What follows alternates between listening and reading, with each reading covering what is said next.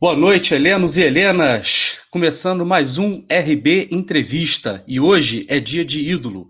Hoje é dia da gente ter aqui com a gente um dos maiores nomes da história atual do Botafogo, da história moderna do Botafogo. E eu não vou estar sozinho aqui falando com esse grande ídolo que a gente tem. Quem vai estar dividindo a bancada aqui comigo hoje é o meu querido amigo Thiago Escobar. Alô, Thiago. Beleza, cara? Fala, galera da Rádio Botafogo, Thiago Escobar de volta aí depois de um longo tempo sumido, voltando aí para conversar com vocês e hoje já com uma entrevista aí muito especial, convidado muito especial que eu vou deixar aí para o nosso amigo Tarsila apresentar com todas as honras, um cara aí que está guardado no coração da torcida alvinegra e com certeza quem tem aí mais de 25 anos, 30 anos, se lembra bem e guarda com muito carinho. Eu não estou falando de um ídolo qualquer, eu estou falando de um ídolo, de um cara que marcou uma geração, que marcou a minha geração, marcou a geração de muita gente e que com certeza tem o seu lugar guardado no grande panteão, né, dos ídolos alvinegros. Eu estou falando de Sérgio Manuel. Vem para cá, Sérgio Manuel. Fala, Tarso, Thiago, prazer estar com vocês. Queria muito agradecer o espaço, né, que vocês estão me abrindo para poder falar do Botafogo, meu time de coração, interagir com os nossos torcedores que, por onde eu encontro, sempre me dão carinho, sempre me dão palavras que fazem valer a pena todo aquele suor, né, que eu deixei com a camisa do Botafogo e nos conectou de uma forma como se a gente fosse, de fato, uma família. É assim que eu vejo o botafoguense, extensão da minha família, e eu estou muito feliz de estar aqui com vocês. Maravilha, cara, para a gente é mais do que uma grande honra ter você aqui com a gente. É a realização é uma missão que está sendo cumprida, a realização de um grande sonho que a gente sempre teve, né? Eu, pelo menos, particularmente, que vivia na arquibancada, que gritei seu nome, já saí do estádio rouco várias vezes, gritando seu nome, sendo muito grato por tudo aquilo que você fez pelo Botafogo, dentro de campo, dentro e fora de campo.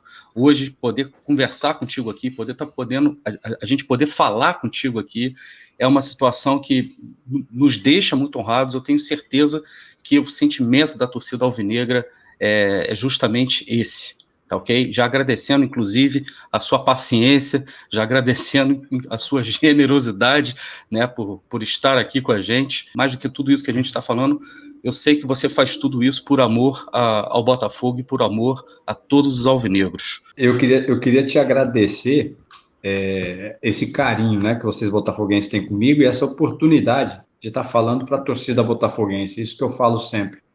Quando a gente começa uma carreira, tudo que a gente almeja é um reconhecimento, né?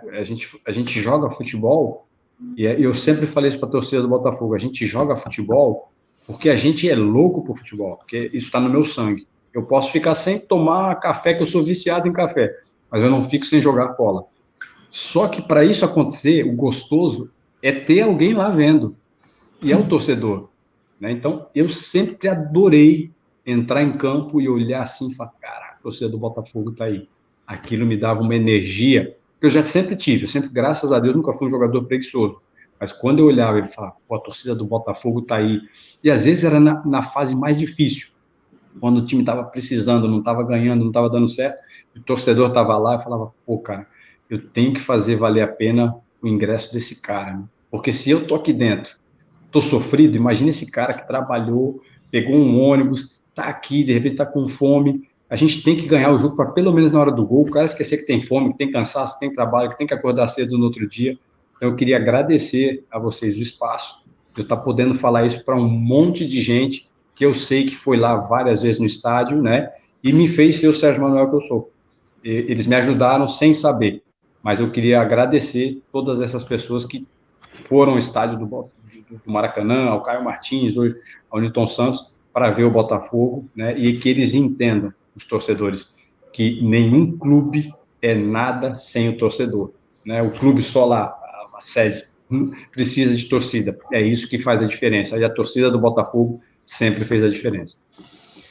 Pô, cara, eu fico muito feliz de ouvir tudo isso que você está dizendo. Eu já ia, inclusive, te perguntar, a minha primeira pergunta já era essa. Da onde vem essa identificação tão forte que você tem com o Botafogo, cara? Você passou 6 anos no Botafogo, em épocas diferentes, você estava lá num dos momentos mais importantes da história desse clube, mas da onde que vem realmente essa identificação com a torcida do Botafogo, cara? Com o Botafogo em si? Vem exatamente da arquibancada. Eu acho que o torcedor, quando ele olhava em campo, ele conseguia identificar em mim um torcedor, que era assim como eu me sentia. Um torcedor com o privilégio de estar ali dentro correndo por aqueles que estavam lá fora.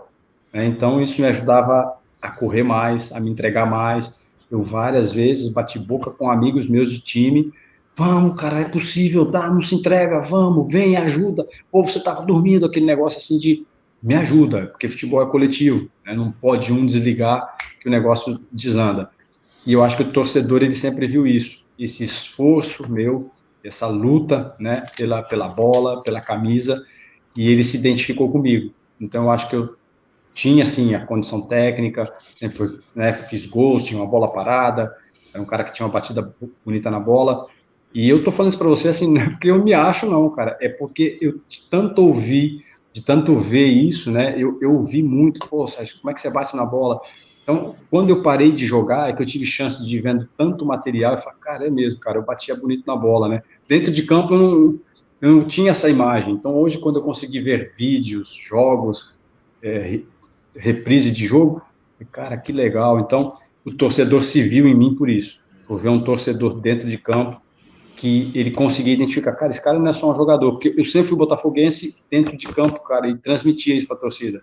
E aí o torcedor me abraçou, eu me abracei com o torcedor, e quando a gente viu, a gente era uma coisa só, porque aquele grito de Sérgio, Manuel, eu não esqueço, cara. Tem dias que eu sonho com isso, eu já sonhei com isso várias vezes, eu acordo e falo, cara, parei de jogar, não tem mais isso. Então, foi muito legal essa memória que ficou do torcedor comigo. Aliava aí a técnica, né? Como você sempre disse, você sempre teve, com a raça, com a vontade, e são coisas que realmente fazem o torcedor se identificar. Aquele cara que veste a camisa, como você mesmo citou aí, ele se sente representado dentro de campo. E eu vi aí que você falou sobre cobrança de falta, que você batia bem na bola e tal. Ultimamente, pelo menos no futebol brasileiro, que é o que a gente acompanha mais aqui, a gente não tem grandes cobradores de falta como tinha na sua época e nos anos seguintes. A gente teve aí você, como você citou, depois a gente teve Juninho Pernambucano, que batia muito bem na bola, a gente tinha Marcelinho, a gente tinha vários, a gente pode citar aqui vários jogadores na década de 90 que batiam muito bem na bola e quando era uma falta mais perigosa assim, a torcida adversária já achava que era gol. Ficava rezando ali para o cara errar, porque a probabilidade dele acertar era muito maior.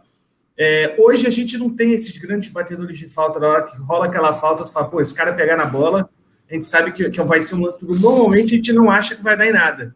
Hoje em dia você fica surpreso quando o cara faz um gol de falta, que é algo que não acontecia na década de 90. O que você acha que aconteceu de lá para cá? É falta de treinamento por conta da questão física ter aumentado, por ter agora fisiologista, ter muita gente envolvida na questão física, o cara ficar naquela repetição de bater 200 faltas no treino, 50 faltas todo dia, não sei o que lá, ele meio que é proibido e isso fez com que a qualidade caísse atualmente? Eu acho que é um ponto interessante que você tocou, né? O fato hoje de ter a fisiologia ali, na beira do campo, dizendo, ô, Sérgio, vem.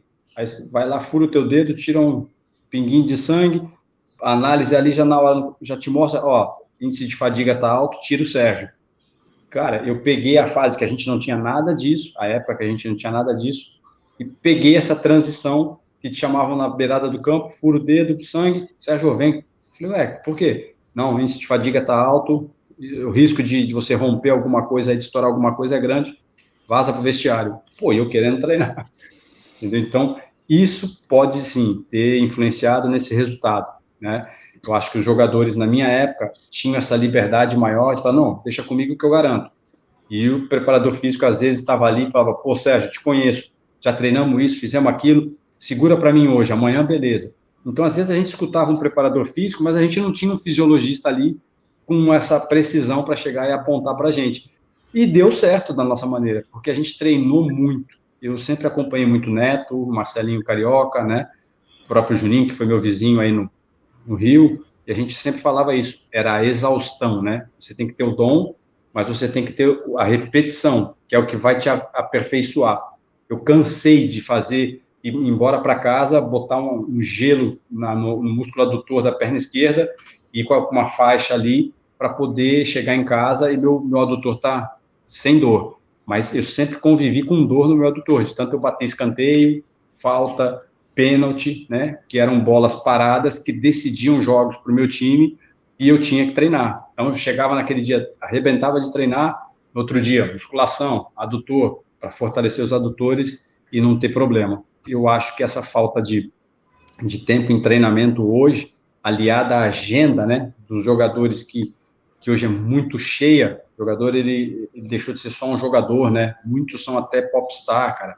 Então, ganharam uma outra atividade fora o futebol, que eles também têm contrato e têm que cumprir, então isso acaba tomando tempo de treinamento que leva essa perfeição na batida da bola.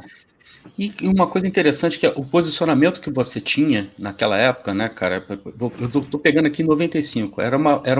Você jogava numa posição que exigia pra caramba, né, cara? Você tinha que ter um baita de um pulmão e a gente costumava comentar, né, que você parecia que tinha 4 pulmões, cara. Que você, pô, ao mesmo tempo que você estava lá na frente, que você estava apoiando, muitas vezes você voltava, você chegava antes do lateral esquerdo, né, cara, para poder defender. E isso acabava exigindo muito mais, cara, de você fisicamente, né, do que jogadores em outras posições.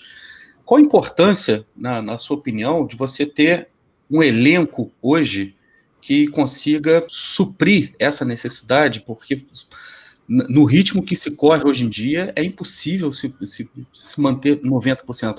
Falar em elenco hoje é uma coisa extremamente importante. Mais do que um time bom, um elenco que seja bom, né? Exato. Eu vou pegar uma frase, um pensamento do Michael Jordan, de uns 25 anos atrás, 25 anos atrás, eu li esse pensamento dele. Ele dizia que um time ganha jogo, né?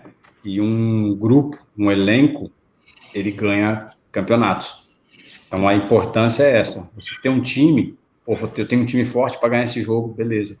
Mas é o grupo que no decorrer da competição vai conseguir te levar ao título, ao campeonato. Tem que ter um grupo forte, né?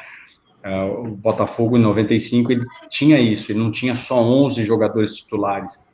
A gente podia dizer com absoluta certeza que a gente tinha 16, 17, 18 titulares, porque eram jogadores que faziam um rodízio, estavam sempre entrando, apesar de normalmente ser aqueles 10 da linha, mais o Wagner, né, que também tinha o Carlão como sombra, que era um cara que ajudou muito em 94, foi titular, baita goleiro também.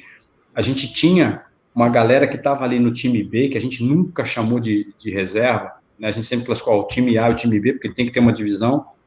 Cara, a gente falava, se der brecha aí, o Iranildo atropela, se der brecha, o Groto, Moisés, Marcelo Alves, Narciso, Dauri, eram caras que estavam entrando sempre, o Guto, lateral esquerdo. Então a gente fala, cara, o Cláudio, um volante baixinho que pegava pra caramba.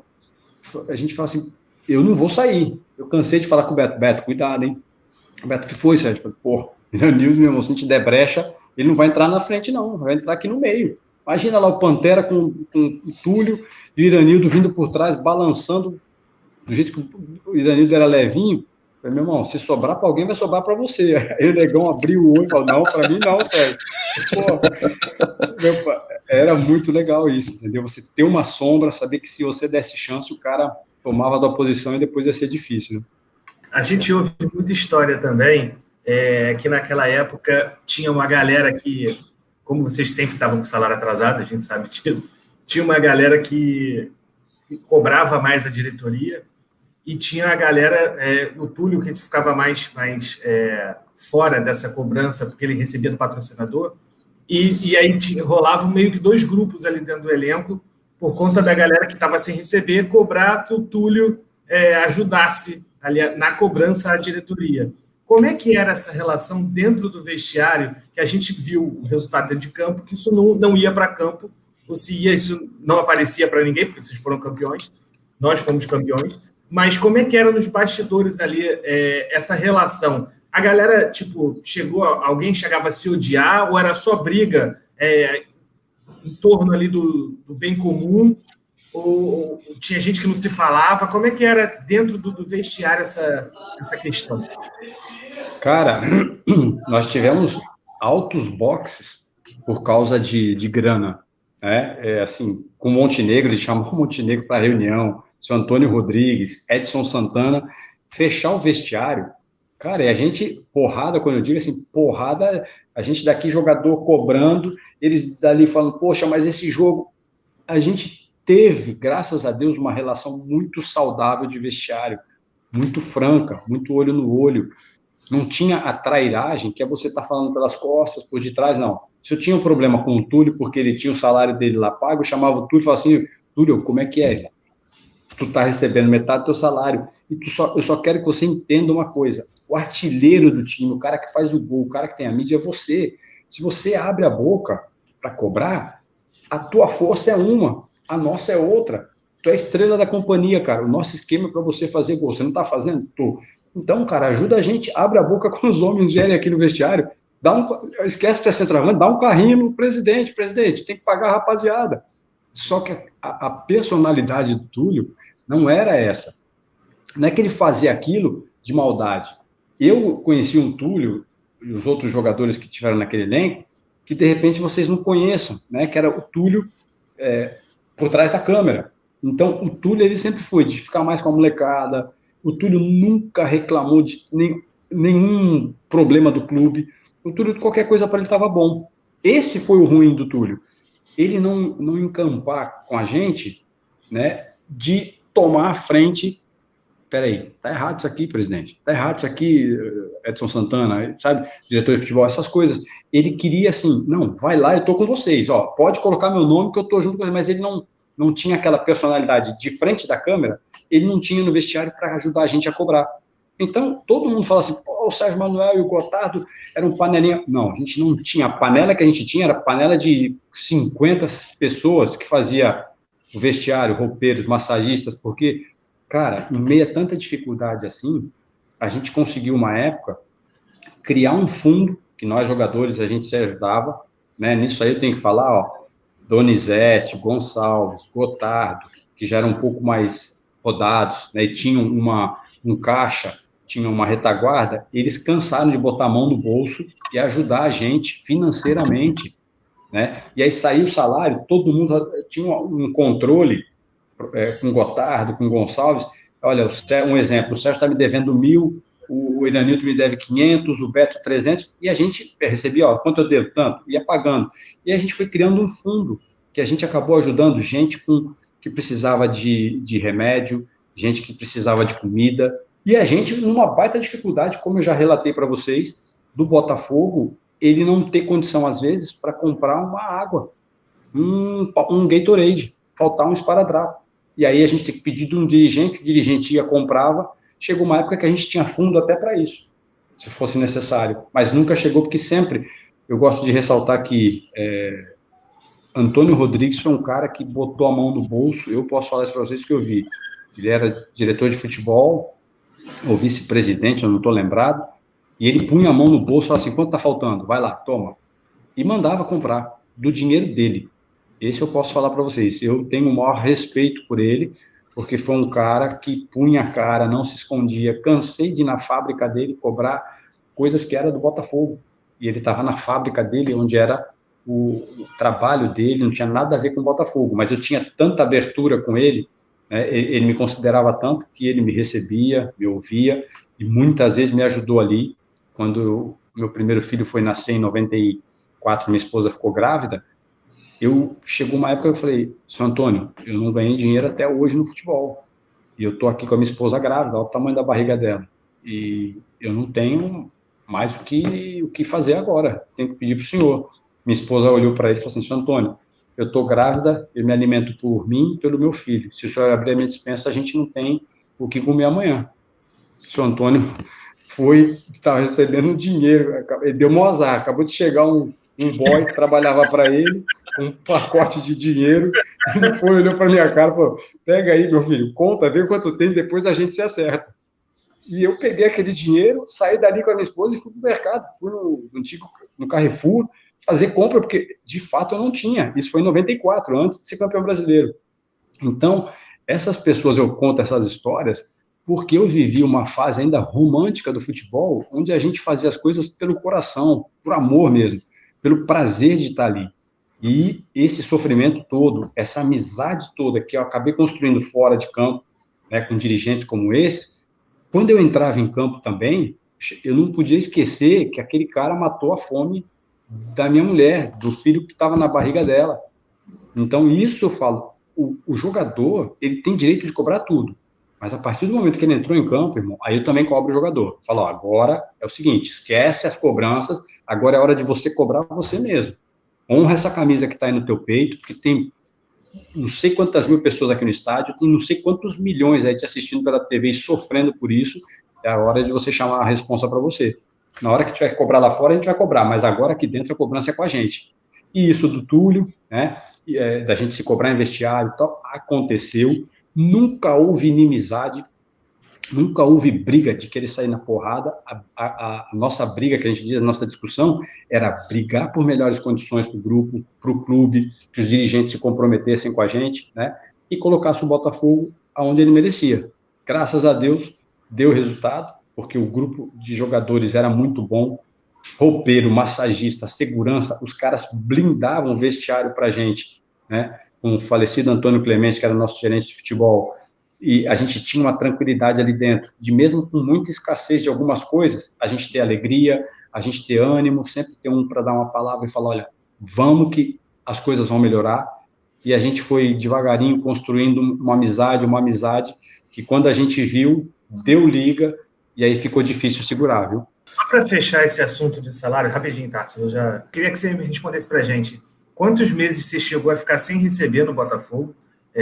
Que a gente já ouviu de 3 a 8 meses, já ouvi vários jogadores falando, e se você acha que é óbvio que é um absurdo o jogador não receber, isso é indiscutível, mas você acha que isso ter acontecido, de certa forma, foi importante para criar essa união e esse fortalecimento no grupo, que talvez se todo mundo recebesse em dia, a necessidade não fosse tão grande, vocês não fossem tão unidos, porque acaba tendo esse lado bom, né?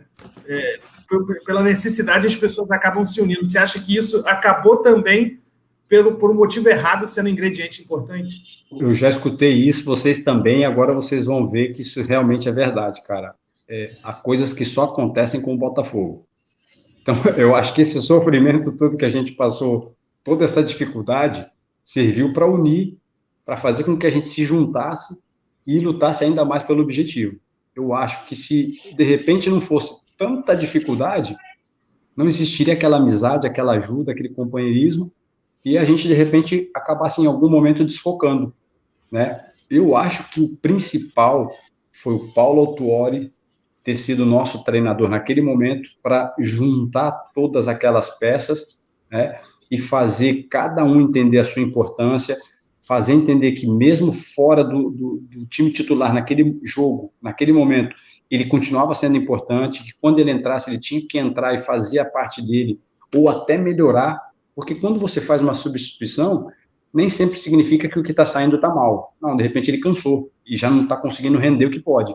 Aí o treinador fala, olha, o cara cansou, tu tem que correr agora e tal. E tem horas que fala assim, o Sérgio não estava legal hoje tem que entrar e levantar esse time. Então, o treinador, ele tem que ter esse jogo de cintura, essa percepção e saber motivar.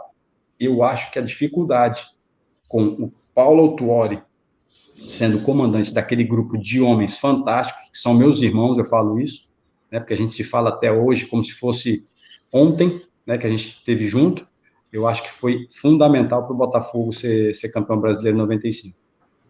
E aí você menciona justamente esse grande personagem, que é o Paulo Autuori, e que 25 anos depois está aqui, de volta com a gente, no Botafogo, de uma forma muito abnegada, que a gente sabe quais foram as circunstâncias que ele volta nesse momento agora para o Botafogo. Queria te pedir para falar um pouco sobre o Paulo Autuori daquela época, né, que era aquela novidade, pegou todo mundo de surpresa, a imprensa brasileira não sabia de quem se tratava, né? O que você enxerga como o maior mérito nele, com relação à maneira como ele geriu aquele grupo, e como que você vê o Paulo Autuori de hoje em dia? Cara, o Paulo de hoje, com certeza, é um cara mais vivido, mais rodado, com muito mais bagagem, né? Que é muito importante para um profissional no esporte, no futebol. O Paulo já era um cara muito equilibrado lá atrás, né? Ele sempre foi um cara de respirar, sempre teve uma serenidade que eu falei, cara, me espantava. Falei, como é que ele consegue estar dominando no peito essa bola que a gente está dando para ele desse jeito?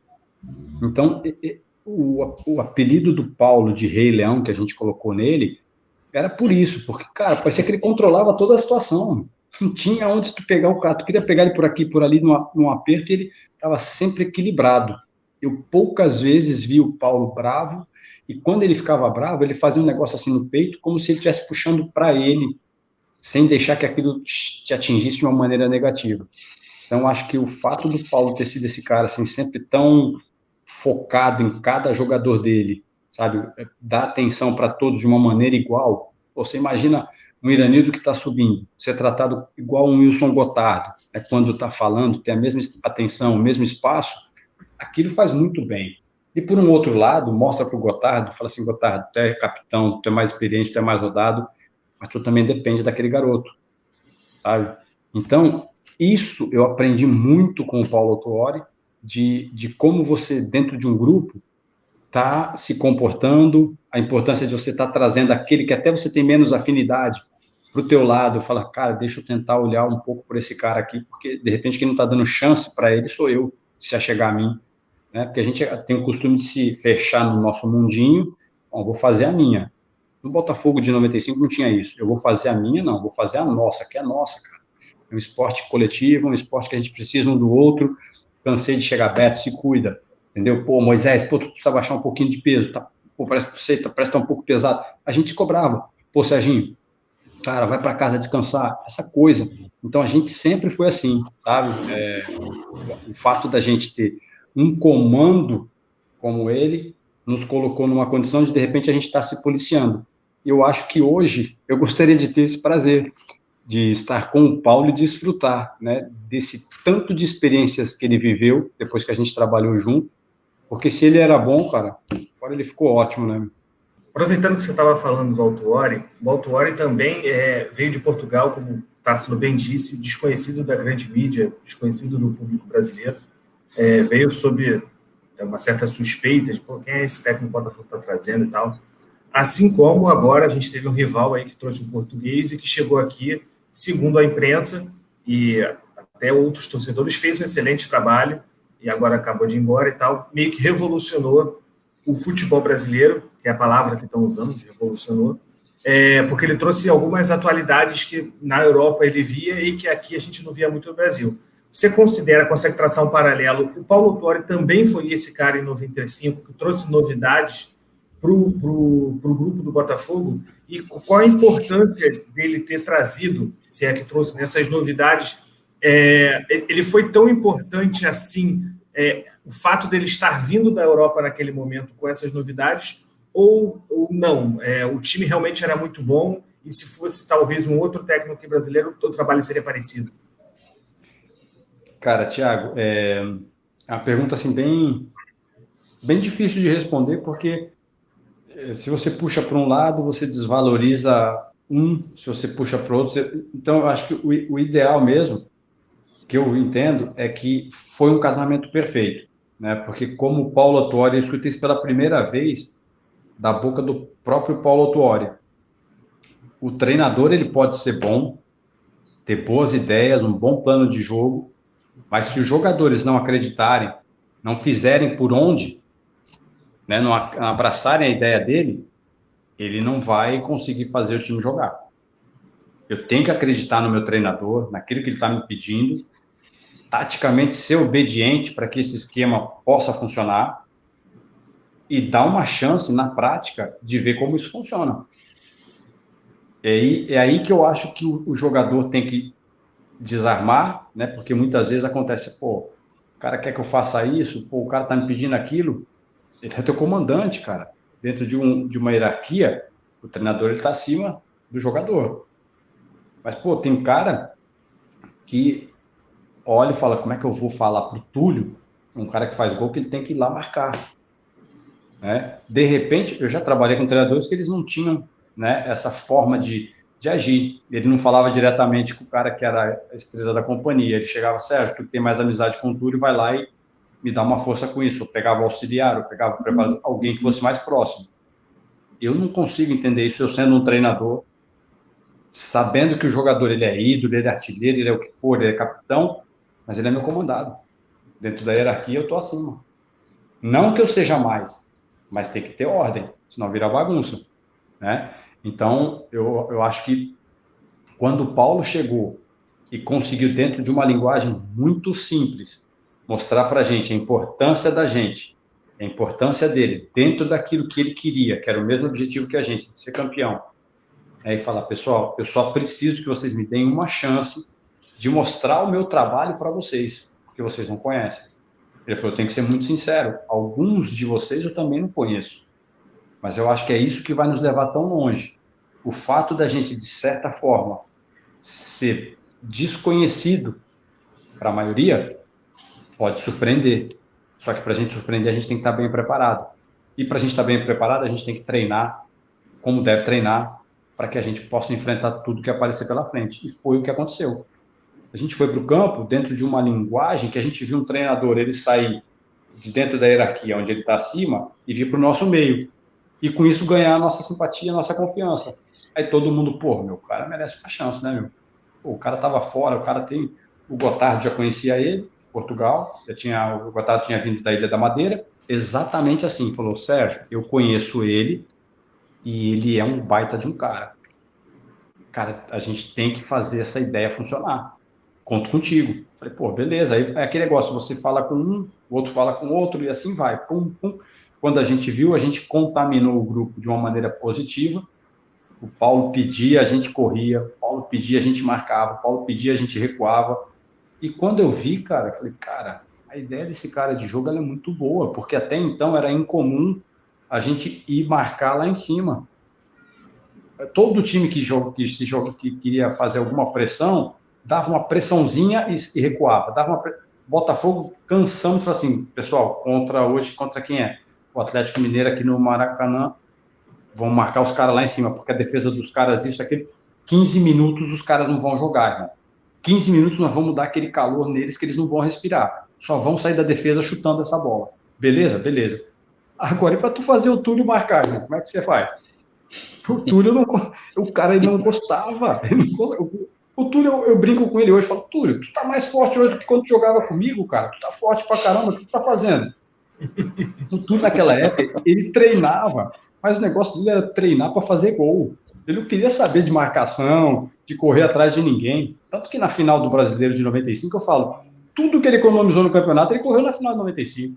Foi. Ele tinha para correr, porque ele, pô, tava sobrando, parceiro. Eu falo, Túlio, aquele ali, cara, eu vou te contar. Se eu tenho que cobrar alguma coisa de alguém no futebol, é do Túlio, porque eu corri para ele um monte, cara. Mas valeu a pena, viu? O cara também garantia o bicho toda hora. Só para fechar a questão, então, você acha que a grande novidade que o Autori trouxe nessa época, que você falou que era incomum, era essa marcação-pressão do Botafogo que não se fazia aqui no futebol brasileiro, aliado à qualidade do grupo, isso acabou dando frutos. Exato. Era a pressão que se estendia por mais do que era normal, e depois ele não admitia que a bola chegasse em nossa defesa fácil. A ideia do Paulo é que o Wagner saísse de campo só como espectador, só olhou.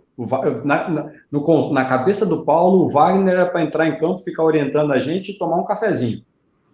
Se tivesse bola no gol da gente, às vezes ele fala, pô, os caras 3 minutos chutaram 2 bolas em gol da gente, pô, como é isso? Ele queria que o time mordesse. Então, onde estava a bola, tinha aquela zona de calor ali, é a bola. Estamos apertando, estamos mordendo.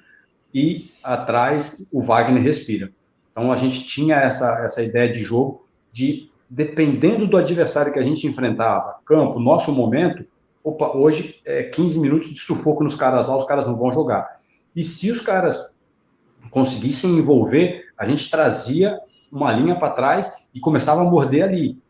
Né? Às vezes a gente percebia que o adversário tinha um passe estava num dia muito bom atrás, vamos recuar aqui, traz no meio. Trazia no meio, e quando chegava no meio, era bote, e aí tinha mais espaço para o Pantera, né, que era um cavalo para atacar. Eu também era outro que tinha uma passada muito forte, o Beto. Então, quando a gente roubava essa bola, a nossa transição era muito rápida. A nossa saída para ataque era muita...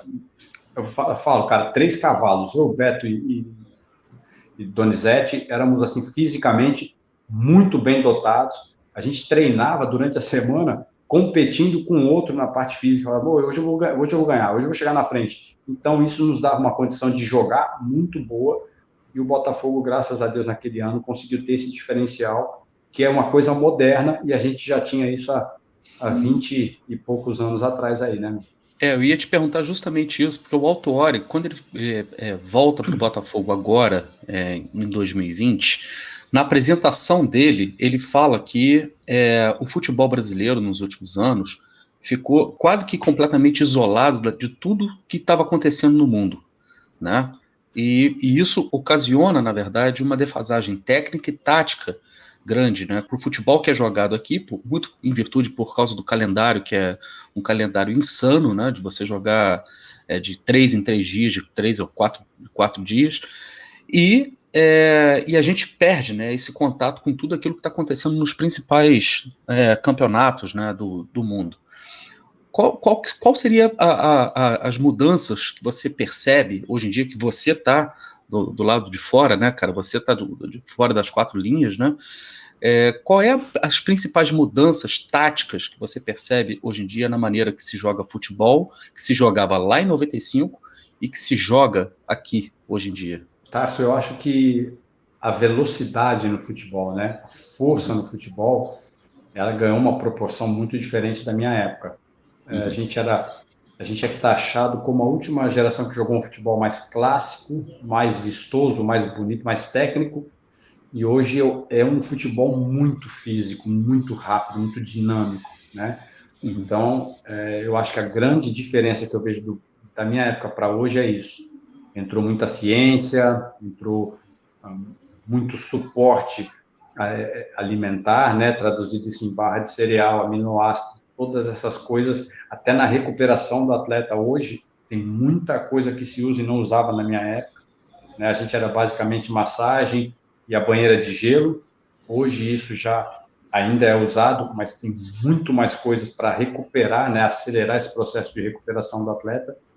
E eu vejo um futebol hoje muito bonito de ver, do ponto de vista físico, rápido pra caramba, os caras são fortes. Hoje o cara tira a roupa, o corpo do cara é riscado, parece aqueles bonequinhos da minha época que a gente só vê. Hoje todo mundo é assim. Eu não, se fosse hoje, eu falo, caramba, como é que eu faria, meu? Eu também seria todo riscado, todo trincado, mas o meu biotipo sempre foi de um cara magro. Eu tenho 1,75, sou baixo para os dias de hoje, para um jogador de futebol, né? Mas eu acredito que pelo fato de eu ter mais força hoje, mais velocidade, eu também teria o meu espaço, porque eu tinha uma técnica. E quando você tem técnica, eu sempre tive, graças a Deus, um reflexo muito apurado, que quando me marcavam, né? Eu escuto relatos de alguns amigos que jogaram contra, eles falavam, pô, vou dar o bote no Sérgio Manuel hoje, esse cara não vai jogar. Só que eu tinha um reflexo muito bom, que quando eu percebia, eu dava o tapa de primeira. Na segunda que o cara me dava o bote, eu já sabia, bom, ele tá dando o bote toda hora, então eu vou ameaçar e vou sair para esse lado aqui. Eu já antevia a jogada. Um toquezinho, o cara tá dando o bote de primeira, ele ficou. E você vai embora. Então, eu acho que nunca a qualidade técnica vai ser superada pelo físico. Mas o físico consegue igualar. Porque se um cara técnico ele não está bem fisicamente, aquele que está, ele vai prevalecer pela força, pela velocidade, que hoje é brutal. O Messi é um fenômeno para a gente por isso, porque a gente consegue enxergar nele um dom genuíno, né? Uma habilidade genuína, mas com uma parte física por trás dele muito trabalhada. É diferente do Cristiano Ronaldo, que a gente vê que é um cara que foi muito trabalhado, baita de um exemplo também, mas a gente vê diferenças de futebol. Né? Se você perguntar, você é fã de quem? Eu sou fã dos dois, mas você gostaria de ser quem? Eu queria ser o Messi, entendeu? Nunca vou tirar o mérito do Cristiano Ronaldo, mas para mim, ele é o protótipo do jogador moderno. Força, velocidade, explosão, pé direito, pé esquerdo, impulsão, é o Cristiano Ronaldo. Na nossa época, na minha época, a gente virava a bola, dominava no peito, dava de chaleira, caneta, chamava para o drible. Hoje isso é para poucos, né? É por isso que a gente levanta, às vezes, algumas polêmicas em torno do Neymar, porque a gente pode discordar de muitas coisas que a gente vê no Neymar, mas ele é um jogador que ele pega a bola, ele vai para cima, independente de quem seja, aonde ele esteja jogando. É nesse sentido que eu admiro o Neymar. Eu gostaria que ele fosse diferente em tantos aspectos, mas nesse eu tiro o chapéu para ele, porque ele pega a bola e vai para dentro do cara, ele tem o recurso do drible, ele não pipoca. Você bate no Neymar, ele volta. Então, nesse sentido, como eu joguei e sei o quanto isso é difícil, eu falo, cara, fala de outras coisas, mas nisso deixa o Neymar, porque ele é um dos poucos que no futebol atual ainda tem essa qualidade para fazer o drible. E o futebol mudou, né? Na minha época a gente tinha ponta direita, você não ouve mais me falar em ponta direita, você vê os caras jogando aberto, pé invertido, né? Que era inconcebível na minha época. Canhoto jogava pela esquerda, destro jogava pela direita. Hoje o cara canhoto vai para a direita e o destro vai para a esquerda, para poder ter o drible para dentro e bater para o gol. Então, o futebol vai evoluir sempre, o futebol vai sempre por esse caminho. Eu acho que tem pontos muito favoráveis hoje, né? Quando eu vi finais de alguns jogos aí de 95, não só do Botafogo, como de outros clubes, eu achava bonito a parte técnica, mas eu confesso que eu prefiro a velocidade do futebol atual. Então, eu gostaria de aliar a técnica daquela época com a velocidade e força de hoje, seria o futebol perfeito. Beleza, galera. Vocês estão estranhando aí essa mudança de cenário do Sérgio Manuel. A gente teve um probleminha que a gente precisou mudar, né, Sérgio? O seu cenário aí. Mas eu vou colocar para você a pergunta. É o seguinte, cara. O Autuori falou, depois do jogo contra o Fluminense, um amistoso que a gente fez contra o Fluminense recentemente, que a gente perdeu de 1-0, que, na opinião, ele está formando um time que começa na defesa para o ataque. Ele usou o termo de trás para frente, né? E ele está colocando dessa forma porque, inclusive, ele está utilizando jogadores em posições que, a princípio, a torcida não está entendendo muito o que ele está querendo. Por exemplo, ele está colocando o Honda mais recuado, né, para fazer aquela função de um articulador, né, como a gente costuma dizer, uma coisa muito parecida com aquilo que o Pirlo fazia na Juventus, né, jogando como um regista, tal. E as pessoas não estão entendendo muito isso, né? Eu queria que vocês tentassem jogar um pouco de luz nisso que o Paulo Autuori está querendo. O que ele está montando o meio de campo, como que ele está montando esse meio de campo dele, você enxerga ele fazendo dessa forma, e por que hoje se aplica isso, e há uns tempos atrás não se aplicava mais, né? Com relação, por exemplo, a gente não tem mais aquela figura do cabeça de área, do volante que vivia somente para marcar, roubava a bola e saía jogando rapidamente. Queria que você jogasse um pouco de luz nisso aí para a gente, por favor. Olha, Tássio, o Autuori, assim como todos os outros treinadores hoje, pedem que todos os atletas joguem, inevitavelmente joguem. Chegou num estágio tão alto, né, da preparação física, de pressão, né, em qualquer setor do campo onde está a bola, tem uma pressão, não se dá espaço, hoje o espaço é reduzido, e o Paulo detectou no Honda, como qualquer um de nós que já jogou futebol, que o melhor passe, a melhor qualidade técnica, né, a maior versatilidade, né, o maior recurso no meio de campo ali, a cabeça que pode pensar mais que as outras é o Honda hoje, pela experiência, pela história, pela vivência, né, pela rodagem dos clubes que ele já jogou. Isso o credencia a ser esse passe que sai com a melhor qualidade no meio campo do Botafogo. Então, o Honda hoje vai ser a nossa opção primeira, obrigado, vai ser a primeira opção de passe de defesa para ataque, ou seja, essa transição com qualidade. Um passe em profundidade, um passe agudo, um passe inteligente, aquele passe que a gente brinca que é com açúcar para deixar o companheiro numa posição de gol ou preparando para gol. O Honda, na minha concepção, é, sem dúvida alguma, o nome que nós temos na temporada.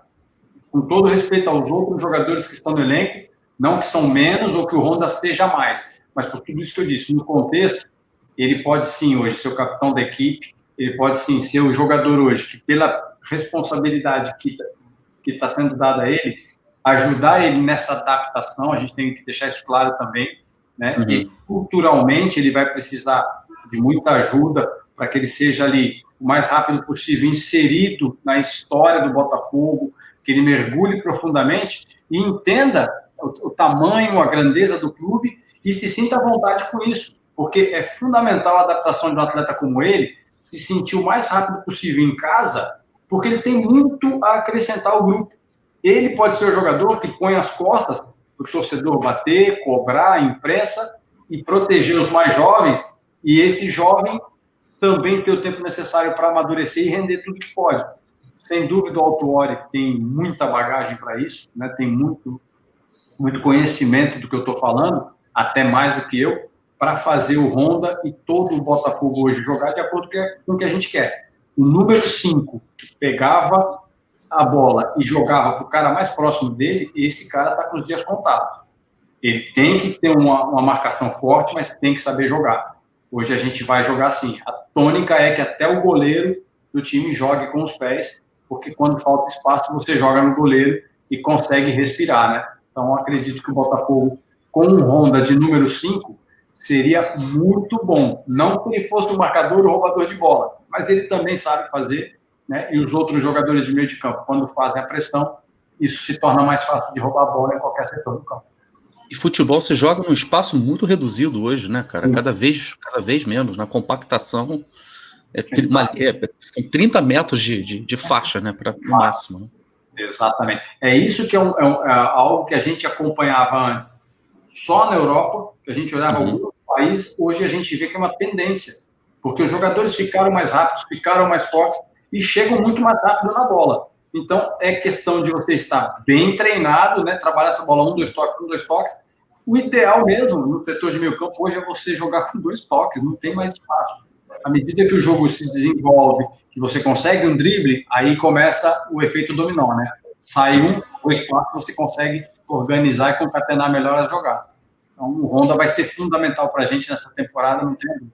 Então, para quebrar essa parte muito técnica, que os dois aí entendem muito, e eu fiquei aqui só aprendendo, queria saber, já que você falou do Honda aí, você também jogou no Japão, né? Você jogou no Cerezo Osaka, e eu queria saber se tem alguma história aí, você como brasileiro, provavelmente sem falar japonês, numa cultura diferente, se aconteceu alguma história engraçada lá nessa época que você morou no Japão. Pô, Thiago, eu tenho sim, né? Foi logo no começo, assim, que eu usei por muitos meses, assim, 2, 3 meses, e as pessoas se espantavam comigo, porque é natural quando você chega em algum lugar no Japão, até você vai numa loja, as pessoas se curvam, te cumprimentam, né, se curvando. E quanto mais velho, as pessoas mais se curvam. E eu, quando eu cheguei, eu reparava que eles se curvavam, e eu só fazia com a cabeça, né, só assim. Aí eu fui reparando que todo mundo se curvava e tal, e falei, pô, eu vou me curvar também, porque acho que eu estou fazendo alguma coisa errada, esse negócio com a cabeça assim não tá legal. E eu comecei a fazer de uma maneira muito assintosa, eu me curvava muito. E quando você se curva para uma pessoa, é em sinal de respeito, só que quanto mais idade, você se curva mais porque ela é mais velha. Né? Então é sinal de maior respeito. E eu fazia isso com jovens, com moças, e o pessoal não entendia nada, então riam às vezes de mim, e eu comecei a perceber que eu estava quebrando. Alguma coisa lá falou, ó, está quebrando, revê isso. Eu fui perguntar um dia para o intérprete. Falei, ô Akira, eu me curvo, o pessoal ri de mim, por que é isso? Ó, você se curva de acordo com a idade. Você é jovem, é só um pouquinho. Você é um pouco mais, um pouco mais. E eu não, eu já pus tudo num balaio, cara, eu me curvava quase com a cabeça no chão para todo mundo me achava maluco, eu quebrei bastante, viu, cara? Boa. E agora você está morando nos Estados Unidos, né? Então, eu gostaria de saber, assim, o que foi primordial para você ter decidido morar nos Estados Unidos, você trabalhando como treinador aí, né? Então, você foi por conta da qualidade de vida, por conta da oportunidade profissional, ou uma coisa acabou sendo consequência da outra? Uma coisa acabou sendo consequência da outra, Thiago. Eu vim para cá, Na verdade, eu terminei minha carreira em 2010, né? Eu achava que em 2009 eu tinha fechado a carreira no Bragantino, que era foi o que eu idealizei para minha carreira. Eu pensei, quando eu falar que parei, eu não volto atrás. Eu não quero ser o jogador, aqueles jogadores que param sem ter a certeza e depois voltam e põem tudo aquilo que ele construiu a perder, porque quando você perde o fio da meada, quando você perde a hora de parar, o timing, não fica legal, né? Então, eu me preparei 5 anos e parei no Bragantino. Só que com 2 semanas que eu estou em casa, o Botafogo me liga, o pessoal do Rio, que tinha vendido uma franquia para Brasília, ia criar o Botafogo DF, o Túlio já estava no projeto, precisava de mim para fazer a dobradinha, porque em Brasília tem muito botafoguense, tem muito Botafogo. Lugar no Brasil que o Botafogo, quando quer mandar jogo e jogar em casa, leva para Brasília, está jogando em casa. Tem muito botafoguense. E aí eu falei, caraca, como é que eu vou recusar um pedido do Botafogo, né? Vou lá, vou jogar mais 6 meses. Eu falei, não deu nem tempo de esfriar, porque eu só tinha 2 semanas em casa. Falei, beleza, abracei o projeto, fui jogar lá em Brasília e o projeto não andou como o programado. Então eu cumpri meus 6 meses e falei, pessoal, vou deixar vocês agora, né? Está mudando aí tudo aquilo que a gente havia conversado lá atrás, então sejam felizes, não tem mais o elo com o Rio, eu encerrei por aqui. Terminou isso, peguei minha família e vim de férias para cá, para Miami. Vim para Orlando, na verdade, fui para Disney. E aí, quando eu vim para cá, eu já tinha essa vontade de viver aqui. Foi uma das poucas vezes que a gente sentou como família aqui nos Estados Unidos e conversei com os meus filhos a respeito de morar aqui. Eles gostaram, né, da ideia. Só que eles achavam que era para ficar na Disney o tempo inteiro, né? Eles achavam que os Estados Unidos era Disney. Mal sabia eles que o Miami fica quase 4 horas lá na Disney. E aí viemos, nos adaptamos facilmente, né? Porque Miami tem praia também, é calor, é muito gostoso. E o que nos prendeu aqui foi o fato da segurança, né? Segurança pública ser muito grande, sabe? Você anda aqui de uma maneira que eu posso usar relógio, posso usar uma corrente de ouro se eu tiver, né, uma aliança sem estar preocupado. E aí no Brasil a gente perdeu isso, sabe? Então eu valorizei muito isso, o crescimento dos meus filhos aqui, o fato de falar espanhol e inglês, o estudo, e ficamos por aqui. Então eu estou aqui desde 2011, eu parei de jogar em 2010, aí eu fiz essa viagem, voltei, ajeitei o que eu precisava no Brasil e logo vim morar aqui. Já fazem quase 10 anos que eu estou por aqui e não me arrependo, não. Cara, e você hoje, você trabalha com uma escolinha, não é isso? De futebol? Eu trabalho na escolinha da Juventus, né? Da Itália. Sou treinador da Juventus aqui e coordenador também. E você mora num país que tem uma longa tradição de esportes, né? Mas também a maneira como eles tratam o esporte, né? Uma coisa, uma super hiper estrutura que a gente fala, né? Você pega pela NFL, você pega pela NBA, a própria Major League Soccer também, que é dentro do histórico do futebol, né? É um fenômeno recente.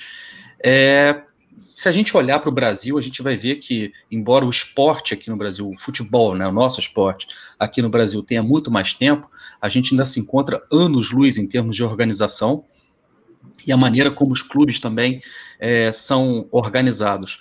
A gente está às vésperas, digamos, de ter uma mudada de rumo no Botafogo, do Botafogo se tornar o clube empresa. Queria te pedir para falar um pouco sobre a importância do clube estar organizado fora das 4 linhas também, se organizar como empresa e também, de uma maneira geral, né, o que você vislumbra para o futuro do esporte aqui no Brasil, do futebol aqui no Brasil, a criação de uma liga, o que vai acontecer, qual é o futuro, né? Que futuro nos espera? Só complementando, desculpa, Sérgio, só complementando, eu queria saber, pelo que o Tássio falou, complementando o que ele falou, eu vejo que nos Estados Unidos a impressão que eu tenho é que eles tratam o esporte muito mais como entretenimento. Então, eu não sei se essa é a sua visão do porquê a organização aí é maior ou não. Eu queria que você fizesse esse paralelo com o futebol brasileiro, se como é um entretenimento, o evento aí é o mais importante, essa visão faz toda a diferença, se é isso ou não. E queria que você comentasse também um pouquinho da experiência que você teve, que você treinou o Miami United, não foi isso? Exato. 2015. Que você contasse um pouquinho também da sua experiência como treinador aí. Beleza. Então, vamos por parte. Primeiro, eu acho que o Botafogo, assim como qualquer outro clube no Brasil, tem que ir para esse caminho de clube-empresa. Tem que ter uma responsabilidade. O dirigente tem que ser remunerado para que ele possa também prestar conta daquilo. Tem que ter um salário direitinho, fazer um orçamento, né, do que pode ser gasto aquele ano e ser cumprido, estabelecer metas, sabe, as competições, as contratações, tem que ser de uma maneira diferente do que a gente viu até agora. Tudo que a gente, eu penso assim, tudo que a gente fez até agora foi o treinamento. Já erramos tudo que podíamos. Temos bastante material aqui para a gente aproveitar tudo que a gente viu de bom e descartar o que está errado. Basta, né? Não dá para ficar mais na base do papel. Agora é computador. Então, a gente tem que partir para a nova era. Eu acho que o Botafogo está caminhando para isso, né? Tenho conversado com pessoas aí, torço para que isso se realize num prazo mais rápido possível, mas também destaco, não é o fato do clube se transformar em empresa, numa SA, que vai trazer resultado imediato.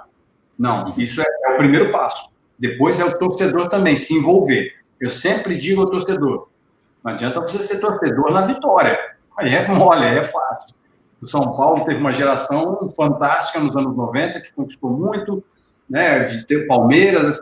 Você tem que ser torcedor porque você ama aquele clube, você escolheu ele, não importa se ele está ganhando ou perdendo. Eu sou Botafogo até morrer, ponto. Ganhando ou perdendo, estou lá. O torcedor precisa entender isso. Há um projeto, o clube está tentando fazer a coisa certa, vamos ajudar. O resultado em campo não está acontecendo. Não vai ao jogo, cara. Fica em casa, não passa raiva, economiza teu dinheiro. Eu sempre falei isso para o torcedor. O clube não está do jeito que você quer, tem que cobrar a diretoria. O time não está, você tem o direito de vaiar. O torcedor não tem direito de agredir jogador. Esse negócio na rua, de ver jogador, de querer agredir. Ei, ele é um profissional, ele está trabalhando. Qual o profissional que, por não ter feito algo bem, apanha, é agredido? Não existe isso. Violência está por fora. Né? Então, eu sempre falo, o torcedor do Botafogo tem que ser diferente até no comportamento. Eu entendo que é paixão, que é o calor, né, do jogo, vai, a cobra, ok. Mas se também não está satisfeito com o time, com o rendimento do time, o maior protesto que o torcedor pode fazer é não ir ao estádio ver jogo. Ele não tem que ficar comprando camisa, ele não tem... Não. Ele não quer ajudar o time, mas ele continua ajudando o clube. Eu, por exemplo, eu tenho coleção de camisas do Botafogo. Eu e meu filho, Pedro, roxo com o Botafogo, a gente compra absolutamente tudo. Se eu tiver que mandar e-mail e vou cobrar, porque eu quero ver meu time ganhar. Esse é um protesto que eu acho válido. Né? Na segunda parte, você me pergunta por que aqui nos Estados Unidos o futebol ele é mais organizado? Porque, de uma maneira geral, né, aqui o garoto ele não é criado como a gente no Brasil, que o esporte é para enriquecer, o esporte é para mudar a vida. Não, aqui é uma questão de cidadania, que eles se preocupam primeiro em oferecer o estudo. Aqui o melhor que uma família quer para um filho é que ele jogue futebol para ele conseguir uma faculdade legal, bacana, que essa faculdade, esse estudo, vai, quando ele sair dali, de uma universidade, ele está indo para um trabalho e vai ser bem remunerado. Ele não precisa ser um artista, ele não precisa ser um jogador de futebol para ele ser bem sucedido aqui na vida. O futebol, o basquete, o tênis, todo tem o seu espaço, o seu apoio. Aqui o governo investe muito nisso. Você vê parques públicos maravilhosos aqui, sem ser depedrado, sem ser pichado, você vê as coisas novas. Quebrou um negócio, vai lá, se troca. Mas aí também parte da gente, como cidadão, de cuidar daquilo, né? Aí no Brasil a gente cobra o pessoal da política, os políticos, de fazerem as coisas. Aí se faz, abre um parque novo, uma semana está quebrado. Então o que eu posso reclamar como cidadão, se eu não faço a minha parte? Né? Tem que se desencadear assim. E aqui o futebol, ele vai por essa área. O garoto ele não é cobrado de ser um profissional do futebol. Ele não tem, hoje sim, a gente já vê a paixão dos meninos aqui com o futebol, porque o futebol já pegou. É uma questão, a gente acredita aqui, a gente que mexe hoje com o futebol, que em mais 10 anos, os Estados Unidos vai conseguir produzir jogadores misturados com americanos, uma mistura de latinos e americanos, que vai dar essa ginga, nessa malemolência que tem o latino, com a força, com a seriedade, do americano. E aí produziu uma geração de jogadores que vem trabalhando dentro de uma filosofia vencedora na Europa, no Brasil, na Argentina, no Uruguai, porque eles estão trazendo essa mão de obra para cá para isso. Como aconteceu há quase 30 anos atrás com o Zico, quando foi para o Japão e profissionalizou o Japão. O Japão hoje tem uma seleção que ela bate de frente com muita gente. Na Ásia, ela comanda. E ela joga mundial de igual para igual com outras seleções. Você não vê o Japão apanhar como apanhava anos atrás. Então, os Estados Unidos têm ainda a vantagem de ser um lugar onde todo mundo quer estar. Onde eu vivo aqui é puro argentino, brasileiro, uruguaio, venezuelano, colombiano, e a molecada hoje joga futebol nos Estados Unidos. O futebol supera ano a ano o número de adeptos ao basquete, que é o número 1. O futebol, ele era até 10 anos atrás 1-0. Hoje ele é o terceiro, brigando de igual para igual com o beisebol e só perdendo para o basquete no número de praticantes. Num país que tem quase o dobro de população do que tem o Brasil, isso é muita coisa. Então, eu acho que é por aí que eles se preocupam mais, com a parte de show, de espetáculo e entretenimento, que é para a família, porque aqui todo mundo busca o cultural, a diversão, né? E, óbvio, o profissional também, como é a MLS, já ganhou seu status, é uma liga única no mundo, porque eles são muito fechados, trouxeram muitos jogadores para cá de qualidade para poder trazer o torcedor, e a média de público é fantástica, não cai de 20 mil, tem sempre, a média de público que acompanha está sempre acima dos 20 mil, e eles se mantêm aí, é um sucesso aqui. Então eu torço para que o Brasil tenha o seu modelo como uma liga, criar uma liga onde os clubes realmente ganhem força, saiam da mão de um único canal, mas para que isso aconteça, os clubes têm que ser uma empresa, tem que falar, peraí, vamos organizar um negócio aqui, então vai ter que mexer em tudo. Por que esse negócio fica na mão de um só e um só comanda? Não, tem outros canais aí, vamos divulgar. Quanto mais gente passando o jogo, mais renda para o clube. Isso é mais condição da gente contratar, criar um espetáculo melhor. Né? Então, acredito que o Brasil, de uma forma geral, já vai despertar para isso e vai ser como os clubes daqui. Aqui não tem clube que atrasa salário, aqui não tem clube que está... Porque eles fazem orçamento, é dentro daquele orçamento. Vai trazer um jogador fora daquilo, tem um sponsor que banca aquilo. Então, está tudo sempre organizadinho, a gente não escuta atraso de salário aqui nos Estados Unidos. Eu torço para que no Brasil aconteça isso também no prazo bem curto. Ou seja, é a importância de tudo obedecer a um projeto e você Exato. perceber que dentro de um projeto você tem fases desse projeto. Você tem questões que são feitas no curto, no médio e no longo prazo, tem correção de rumo quando você precisa corrigir, né? Mas a ideia principal é de que haja um projeto que você saiba exatamente para onde você está indo e exista uma certa, inclusive, previsibilidade para as pessoas, no momento que as pessoas aderem àquilo, né? Como, por exemplo, é o público da MLS hoje, as pessoas compram um campeonato, né, digamos assim, como torcedor, porque eles sabem exatamente que o campeonato vai ser muito bem organizado, vai ser muito bem entregue. A gente está às vésperas de começar o Campeonato Brasileiro aqui, e a gente já está prevendo que vai haver um imbróglio muito grande por questões de direitos de transmissão, entendeu? Fica muito imprevisível, né, tudo que vai acontecer. Mas, enfim, eu estou colocando isso porque...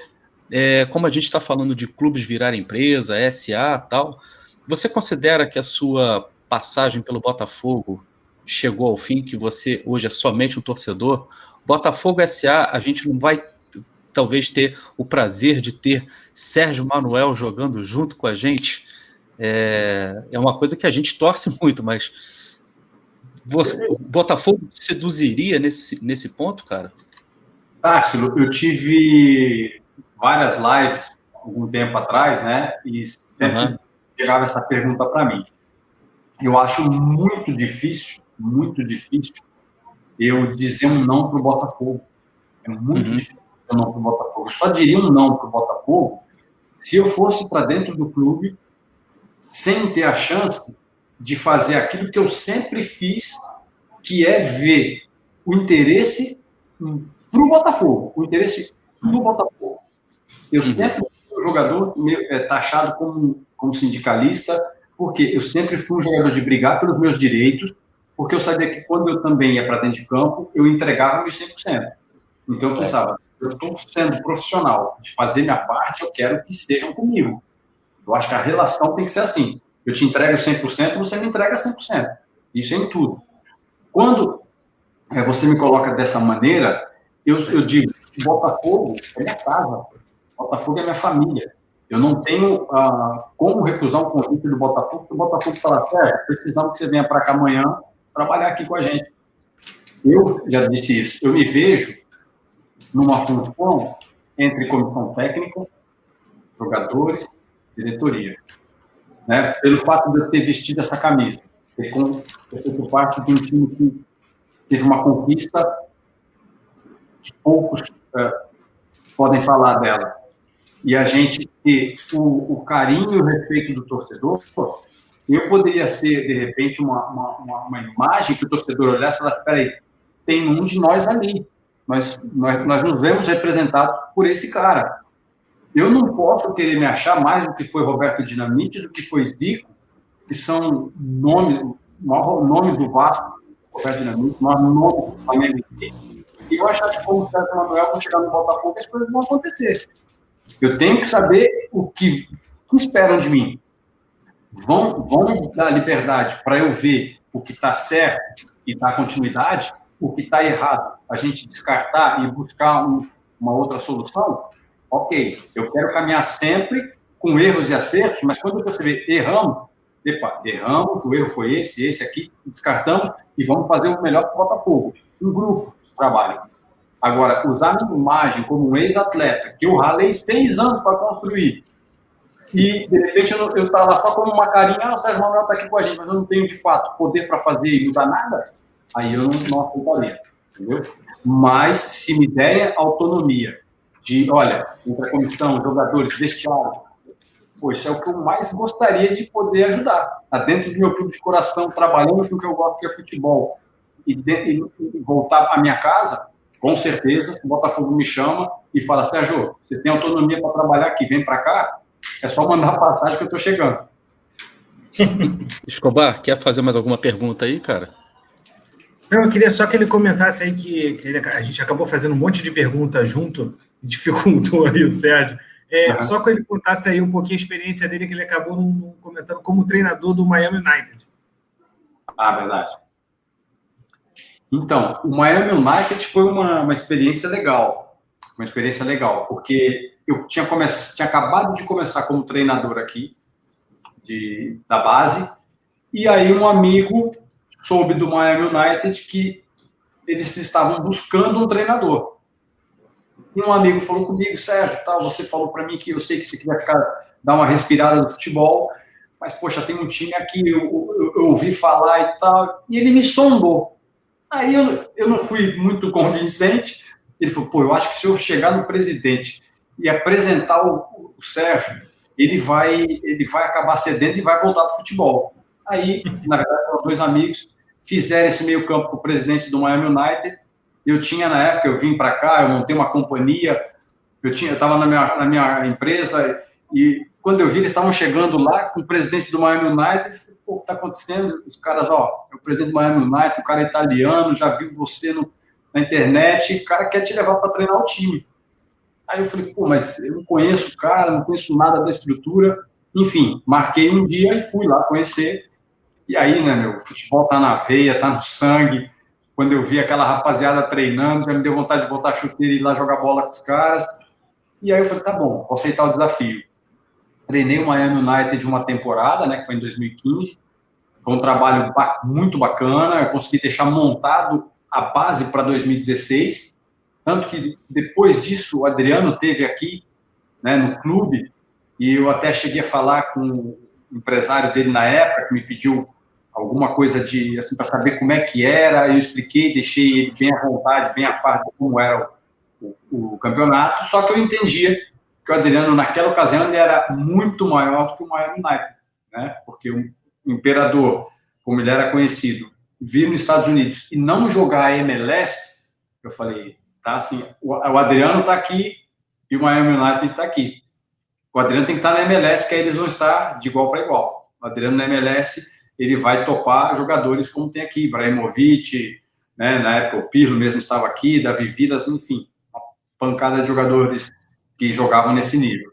Então foi uma experiência para mim muito legal, deu para eu ter uma ideia de como é o futebol profissional aqui, e eu não dei sequência porque o presidente estava muito constrangido de que a parte financeira que ele tinha acertado comigo, ele não conseguia patrocínios para melhorar aquilo, e ele não achava justo também eu treinava 2 times, né, o profissional e o sub-23, e ele falou, Sérgio, eu não estou conseguindo fechar os contratos que eu imaginava, sempre teve os aspectos financeiros certinhos, mas por conta disso ele falou, eu não consigo suportar mais um treinador com o teu peso, então eu prefiro fazer um rompimento amigável, e se eu conseguir alguma coisa diferente, tanto que até indiquei um treinador daqui mesmo para ele, que ficou até que sub-23 depois, logo em seguida veio o Adriano, só que quando veio o Adriano já veio um outro projeto, né? O Adriano também trouxe parceiros, e aí o Miami United também deu um salto com a chegada do Adriano, que foi muito importante para o clube. Grande André Botafogo, aqui, a lenda aqui da Rádio Botafogo, está querendo colocar a seguinte pergunta. Alô, comunidade! André Botafogo na área. Rádio Botafogo embalada. Entrevista com Sérgio Manuel. Aí é top demais. Aí a gente fica como? Até emocionado, né? Sérgio Manuel, o que falar de Sérgio Manuel? Infelizmente eu não pude participar aí da gravação, mas peço aos amigos aí ilustres da mesa uns minutinhos para poder também falar algumas coisinhas aqui. Primeiro eu queria declarar, né? Como todo mundo sabe, né, todo mundo que acompanha a Rádio Botafogo e que me conhece, Sérgio Manuel é um dos 3 grandes ídolos que eu tenho do Botafogo. Sempre disse isso. Sandro, Sérgio Manuel e Túlio Guerreiro.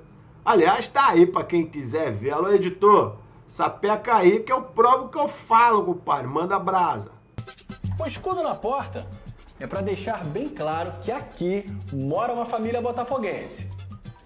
Mas quando a gente entra no apartamento é que dá para ter uma noção exata do tamanho da paixão que a família do André tem pelo alvinegro. Rapaz, eu diria que é imensurável. E aí, quando a gente pensa nas grandes estrelas que vestiram a camisa do Botafogo, vem à cabeça Garrincha, Didi, Gerson, Jairzinho, Maurício, Túlio Maravilha, mas o André tem opinião diferente da maioria na hora de escolher os ídolos. Se eu pudesse citar 3 ídolos do Botafogo, para mim, o Sérgio Manuel, o Sandro, zagueiro, e o Túlio, mas o Túlio Guerreiro, o cabeça de área. São 3 caras que eu idolatro pela garra, pela fibra. Tô careca, velho. E aí? Prazer, obrigado. Eu que tudo que você tem para falar. Depois dos gols da raça, o Sandro deu ao André um dia inesquecível.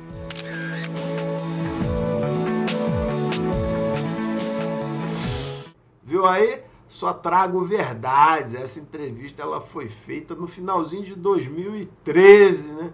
E foi ao ar em 2014 e ficou gravada aí na memória de todos, né? O Sandro, um grande cara, um grande amigo, e a minha idolatria por esses 3 caras, né? Mas assim, vou até pedir licença e perdão aí ao Sandro e ao Túlio Guerreiro, porque eu sempre comento, né, que a idolatria por esses 3 caras, ela vem da garra, da fibra. Você sentia no olhar desses caras que o Botafogo não podia perder nunca, né? E tudo que eles fizeram dentro e fora de campo também do Botafogo me cativaram o suficiente para hoje dizer que são sim meus 3 maiores ídolos. Mas o Sandro e o Túlio Guerreiro, né? Mas muito mais por conta dessa pegada, dessa parte de garra, de fibra. Já o Sérgio Manuel, cara, Sérgio Manuel para mim é um craque, né?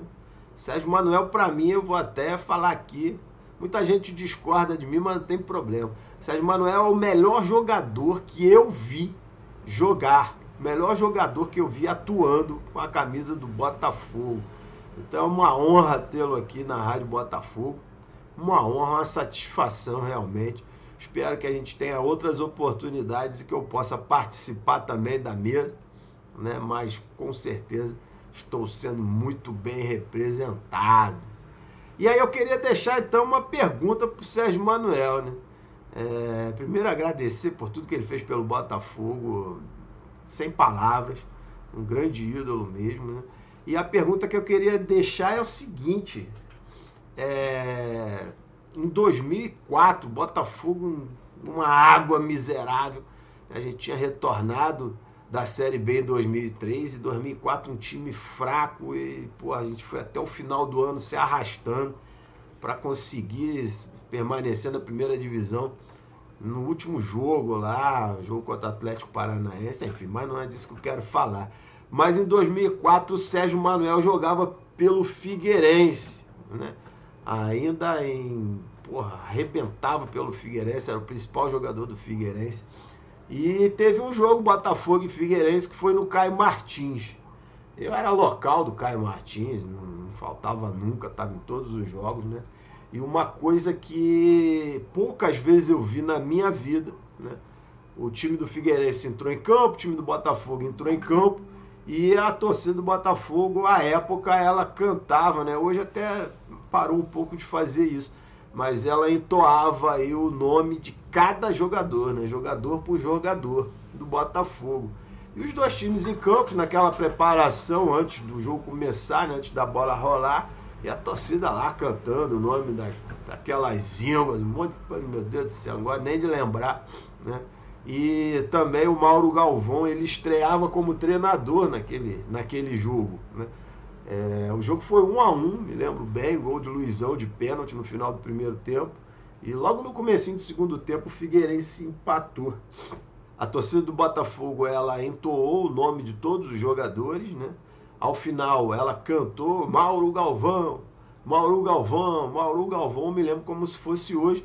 E do nada fez-se um silênciozinho, né? Eu, tava na arquibancada ali, o Caio Martins era aconchegante, a gente ficava em cima ali dos jogadores praticamente, e alguém puxou lá nas organizadas, e o Caio Martins veio abaixo, todo cantando Sérgio Manuel, Sérgio Manuel, enaltecendo, né, um grande ídolo que naquele dia ia jogar contra o Botafogo, né?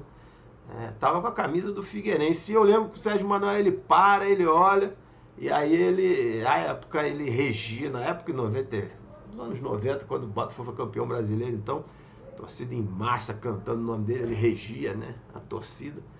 E ele fez exatamente a mesma coisa, começou a cantar junto. Foi... Pro torcedor do Botafogo aquilo foi muito marcante, né? E para mim, então, que tem o Sérgio Manuel como grande ídolo, me emociona até hoje quando lembro essa torcida maravilhosa do Botafogo que honra, né? Honra os grandes jogadores que por aqui passaram. E aí eu falei, mas Sérgio Manuel, cara, queria saber de ti, qual foi o sentimento naquele momento, né? Como é que você se sentiu dentro de campo? Como é que foi para você jogar depois daquela homenagem, né? E qual, enfim, a sensação que você teve em ver a torcida do adversário cantando em altos brados seu nome? É isso aí, rapaziada. Obrigado a Escobar.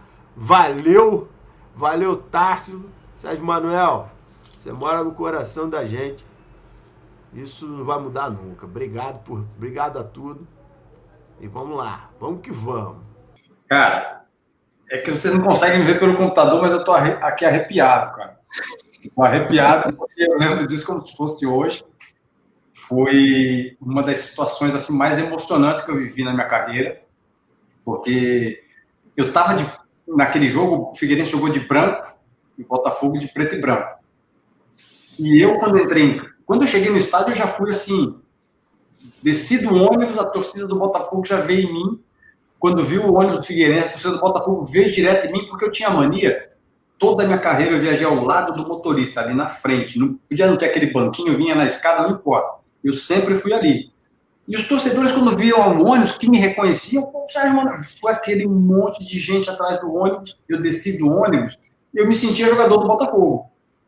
Né? A torcida me abraçando, tirando foto, aquele negócio, tendo que entrar para o vestiário, porque antes do jogo, você está no estado de transe, você já está concentrado no jogo, né? Eu até confesso que eu ficava, não é que mal-humorado. Como eu estava tão focado no que eu precisava fazer, eu desligava de fora, eu falava rapidinho com a família no telefone, eu falava uma vez só e focava depois só no jogo. Então, quando eu descia ali, às vezes eu te olhava, você era meu amigo, eu não te reconhecia. Tamanha concentração que eu estava porque eu ia fazer. E aí, eu recebi tanto carinho antes de entrar no vestiário que eu falei, cara, esse negócio não está me fazendo bem, porque está tirando a minha concentração. Já te deu uma quebrada, né? Já me quebrou. Eu acho que foi estratégia da torcida, viu, cara? Aí, cara, eu fui pro vestiário, eu sentia por dentro de mim um negócio diferente. Fui lá, peguei meu cafezinho, fui para dentro do campo, porque eu olhava o gramado, aquele negócio de chuteira, né, o tamanho da trava que você vai usar. Fui para dentro do campo. Quando eu entrei dentro do campo, pô, a torcida gritava meu nome, me chamava, eu ia no alambrado, escrevia, assinava as camisas, batia foto, enfim. Beleza. Era a estreia do Mauro Galvão como treinador do Botafogo, né? E eu, dentro do jogo, quando a gente entrou no estádio, falei, caramba, queria muito estar de volta no Botafogo, né? Falei, cara, eu vejo esse clube, eu vejo essas pessoas, eu fui lá no vestiário do Botafogo, depois entrei por dentro, fui no vestiário do Botafogo, cumprimentei a rapaziada toda, aquele staff ali que trabalhou comigo. Quando começa aquele negócio pro jogo, aquela preparação pro jogo, a torcida do Botafogo cantava o nome de jogador pro jogador, né? Eu olhando aquilo, assim com a roupa do Fluminense, do Figueirense, falei, caramba, meu irmão, é bom, né, a torcida gritar o nome da gente, fiquei olhando aqueles caras ali e tal, papapá. Aí dali um pouco a torcida, Mauro Galvão, dando tchau, cumprimentando a torcida. Aí, pô, foi bom, já cumprimentou até o Mauro Galvão, aí eu achei assim para ajeitar a meia caneleira daquele último ajuste. Cara, ficou um silêncio no Caio Martins, que quando eu escutei tá no nome, aí me quebrou. A torcida começou, Sérgio Manuel. Eu olhei aquilo e falei, não, eu não estou ouvindo isso, eu estou delirando, não é possível. E a torcida, Sérgio Manuel, e eu sem ação, porque eu sempre ia com a torcida, né? Eu ficava junto com a torcida. Enquanto eu não parava, a torcida não parava. Aí eu olhei aqui e falei, pô, é pra mim, então eu comecei. Aí a torcida aumentou o volume, cara. E eu não parava, ficando quase um minuto com aquilo com a torcida. A torcida do Botafogo me tirou do jogo, porque eu queria estar do lado do Botafogo contra o Figueirense. Entendeu? Aí eu lembro que com 5 minutos de jogo eu passei perto do banco assim, do Figueirense, o Dorival Júnior veio e falou, porra, o Sérgio acorda, porque eu estava numa fase muito boa no Figueirense, fazendo gol. Mas naquele jogo eu não joguei nada, cara. Acho que foi uma das piores partidas da minha carreira. Eu estava fora de jogo, eu estava concentrado. Eu olhava para o Botafogo, eu queria estar do lado do Botafogo. Por 20 minutos eu cheguei no banco e falei, Dorival, eu tô mal, me tira, eu não quero jogar, eu não tô legal, cara. Pô, no vestiário, no intervalo, eu entrei, ele veio atrás, pô, tu tá de brincadeira, contra o Botafogo, tu tem que arrebentar. Eu, cara, eu já tentei, não dá. Hoje não dá. Ele me pôs de volta no segundo tempo, não adiantou, irmão. No segundo tempo, eu olho a plaquinha 11, ó. Ele mesmo viu, o cara tá fora de jogo. A torcida do Botafogo me desestabilizou e eu não consegui jogar, cara. Foi emocional. Eu te juro, nunca aconteceu na minha carreira um jogo como aquele. Esse foi marcante e eu falo pro torcedor botafoguense. Só a torcida do Botafogo tinha esse poder comigo. Só. Incrível. Sensacional. Para finalizar, para a gente não te segurar mais, Sérgio Manuel, vocês não têm ideia do quanto tempo a gente está segurando o Sérgio Manuel aqui. Queria pedir um último favor, era só o seguinte, deixa aí um recado para a galera se inscrever no nosso canal, deixa um abraço aí para a torcida, e já agradecendo imensamente por toda a paciência que você teve aí com a gente teve vários problemas técnicos aí que a galera não está sabendo, mas muito, muito obrigado mesmo. Eu perdi pênalti hoje, eu confesso.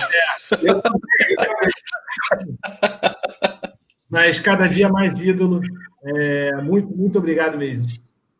Não, cara, Thiago, foi um prazer. Társilo, muito obrigado, como eu falei para vocês inicialmente, assim, foi muito bom esse bate-papo com vocês, foi muito agradável. Perdi pênalti aqui também, tá? Estamos ali, ó, 1-1, tá tudo certo, estamos juntos, né? Já posso dizer que eu já perdi pênalti com o Sérgio Manuel. Já ficamos dobradinho. Eu gostei dessa camisa aí, tô de olho, hein? Essa eu não tenho. Ah, beleza. Maneira. E, cara, queria agradecer vocês. E quando precisar, cara, estou à disposição, eu sempre falo. É Botafogo, é da família. Não é Botafogo, eu sempre digo isso, cara. A gente não tem inimigos, a gente tem adversários.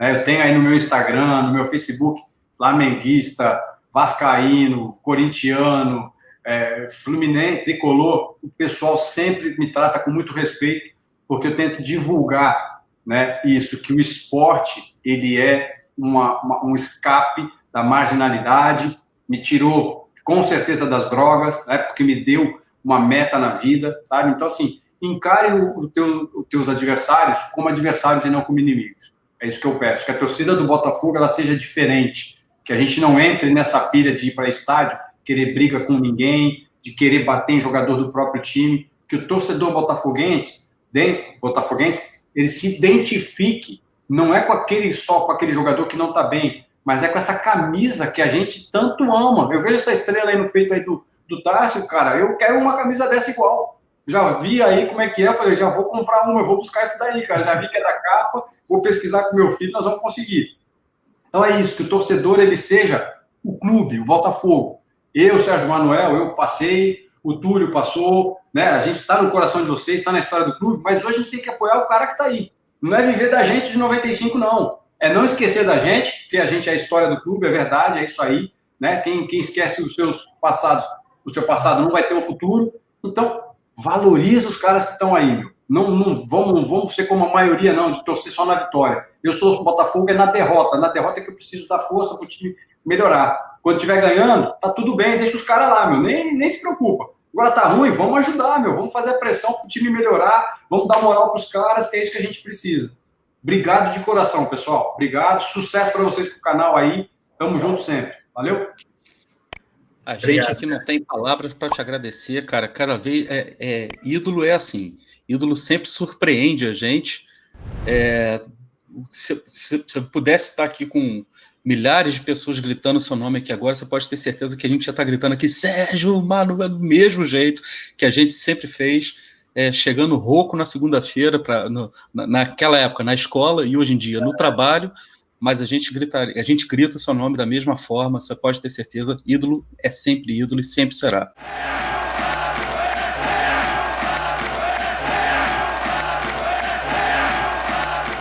Cara, muito obrigado mesmo, a gente está muito feliz com a sua participação. Escobar, cara, espetacular, valeu, você que tem toda a paciência do mundo comigo, nos momentos que eu perco o pênalti, você tá lá, você é o cara que tá, faz de novo, garoto, vai lá, tenta de novo. Vamos junto. Mas, obrigado, cara. Obrigado, então. Muito bom. Um grande abraço, Helenos e Helenas. Muito obrigado por estarem com a gente. Se inscrevam aí na Rádio Botafogo, deixem sua curtida, deixem seus comentários e tamo junto. Um grande abraço, gente. Até a próxima. Como eu sempre digo, sigamos juntos. Valeu. Sigamos juntos.